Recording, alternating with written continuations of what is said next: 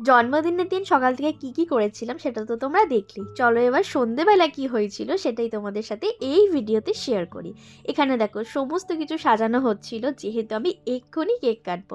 জানো তো, প্রতিবার আমার বার্থডেতে কৌশিক নিজে এরকমভাবে আমার জন্য এত সুন্দর করে ঘরটা সাজায়, যেটা আমার ভীষণই ভালো লাগে। তারপরে আমার অনেক পছন্দের এই সোয়েটারটা আর এই বটলটাও দিয়েছিল, যেটা আমার ভীষণই পছন্দের। অনেক দিন ধরে ওকে আমি কিনে দিতে বলেছিলাম। আর এই কিউট টার্টেলটাও আমি পেয়েছিলাম, যেটা আমাকে সৌরভ ভাই দিয়েছিল। যাই হোক, তারপরে আমি কৌশিকের দেওয়া এই সোয়েটারটা পরে চলে আসি, যেটা পরে আমাকে ভীষণই ভালো লাগছিল।